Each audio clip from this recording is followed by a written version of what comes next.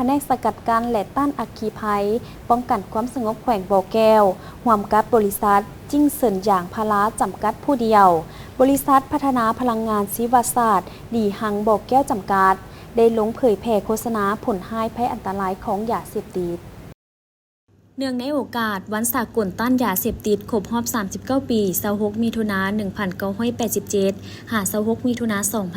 2025 ดังนั้นแผนกกวดการและควบคุมยาเสพติดแผนกสกัดกั้นและต้านยาเสพติดแผนกสกัดกั้นและต้านอัคคีภัยป้องกันความสงบแขวงบ่อแก้วจึงร่วมกับบริษัทจิ้งเซินหยางพาราจำกัดผู้เดียวบริษัทพัฒนาพลังงานชีวศาสตร์หลี่ฮังบ่อแก้วจำกัดได้ลงเผยแพร่โฆษณาผลหายภัยอันตรายของยาเสพติดอยู่2จุดคือโรงงานจิ้งเซินบ้านปุงและบ้านน้ำจวมเมืองห้วยทรายโดยการนำพาของพันตีคำเงินสอนประดิษฐ์หัวหน้าแผนกกวดการและควบคุมยาเสพติดกองบัญชาการป้องกันความสงบแขวงเข้าร่วมมีทานอายงต่างหน้าบริษัทจิ้งเซินหยางพาราจำกัดผู้เดียวบริษัทพัฒนาพลังงานชีวศาสตร์ลีหังบ่อแก้วจำกัดมีแรงงานอำนาจการปกครองบ้านและประชาชนเข้าร่วมยาเสพติดแม่นสารกระตุ้นหรือสารระงับระบบประสาทที่ได้มาจากพืชหรือสารสังเคราะห์จากเคมีเมื่อเสพเข้าไปแล้วก็จะส่งผลกระทบอย่างรุนแรงต่อร่างกายจิตประสาทและจะมีความต้องการเพิ่มขึ้นเรื่อยๆยาเสพติดประกอบมี2ประเภทคือยาเสพติดเกินห้ามที่ผิดกฎหมายและยาเสพติดสารเคมีที่ถูกควบคุมนำใช้นอกนั้นยาเสพติดยังส่งผลให้ต่อผู้เสพเฮ็ดให้สุขภาพอ่อนเพลียห่างกายสุดโทรมจอยผอมนอนบ่หลับสมองถูกทำลายประสาทร้อนระหวาดระแวงความจำเสื่อม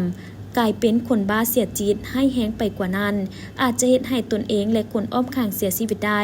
ครอบครัวเกิดมีความวุ่นวายทำลายชีวิตชื่อเสียงและทรัพย์สินในครอบครัวเกิดมีปรากฏการณ์หย่อท้อในสังคมบ่มีความสงบสุขเป็นอันตรายต่อความมั่นคงของชาติต่อผู้ผลิตและครอบครองค้าขายและขนส่งเฮ็ดให้เสียเกียรติเสียอนาคตเสียบทบาทจะถูกดำเนินคดีและลงโทษตามระเบียบกฎหมายวิธีสกัดกั้นยาเสพติดแม้นได้โฆษณาเผยแพร่ผลให้ของยาเสพติดให้แก่แรงงานและประชาชนได้รับรู้เข้าใจ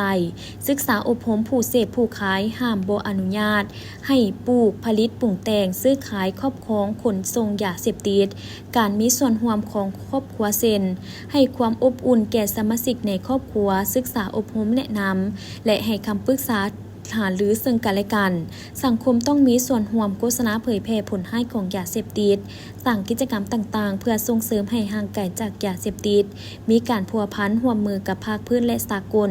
เกี่ยวกับการคุ้มครองสกัดกั้นและต้านยาเสพติดด้วยหลายรูปการจากนั้นทั้ง2บริษัทก็ได้มอบอุปกรณ์ประเภทโต๊ะตั้งจำนวนหนึ่งให้อำนาจการปกครองบ้านน้ำจวมและยังได้มอบเครื่องบริโภคให้ศูนย์บำบัดผู้ติดยาเสพติดบ้านน้ำจวมเติมอีก